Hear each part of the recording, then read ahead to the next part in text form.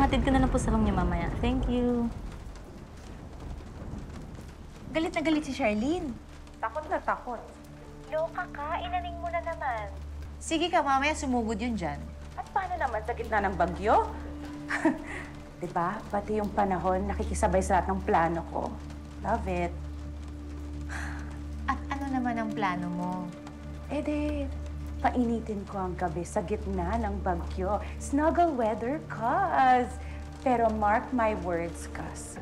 Hindi ko papalagpasin ang araw na ito hanggat hindi ko na ipapaalala kay Raymond lahat ng namiss niya nung pinakasalan niya yung boring niya na asawa.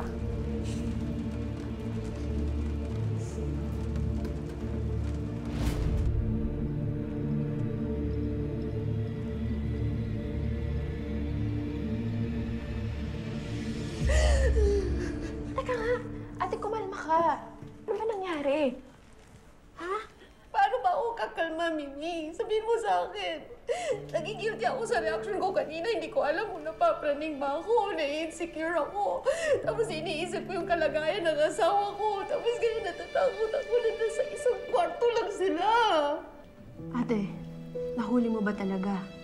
Nakita ko na nakakandong si Divina kay Raymond at malapit yung mukha nilang dalawa.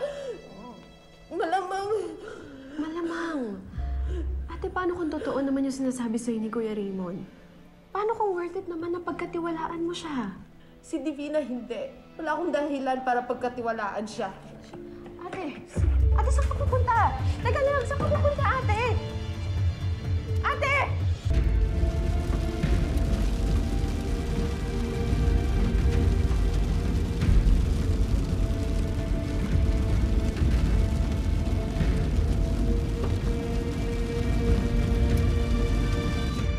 Sige na, kumain ka na madami. Ubusin mo kasi iinumin mo pa yung gamot mo mamaya.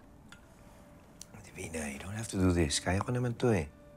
Sus, ano ka ba? Perks to sa pagiging business partner ko. Siyempre, aalagaan kita. Thank you, for putting up with my wife. I know it's not easy to work with her, but I guess tama yung sinabi mo kanina. Dapat nagpasalamat pa nga siya sa'yo eh. Paiiyakin mo ba ako? Alam mo, akala ko walang nag-appreciate sa akin. Sa lahat ng effort ko sa kumpanya. Thank you. Oh, thank you. Oh. Oops. Why? Sorry.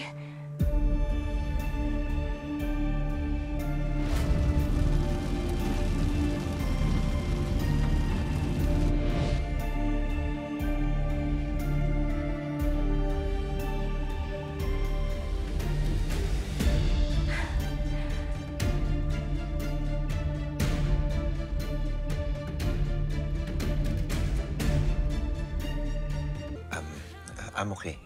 Don't worry. I'll do it. Sige. Gusto mo pa? Okay na rin. Medyo busog na rin ako eh. Gusto mo inumin yung gamot mo? Mamaya na lang, baka sigmurain din ako eh. Sige.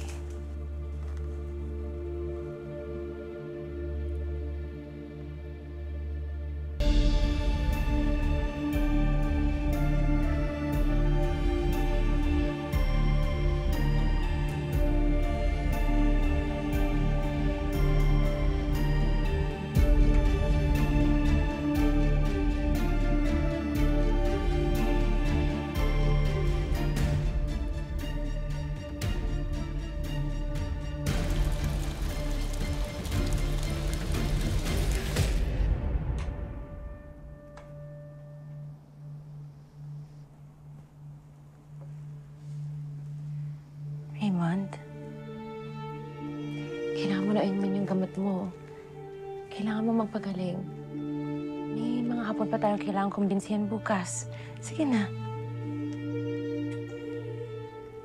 Wait, I'll do it. I'm okay.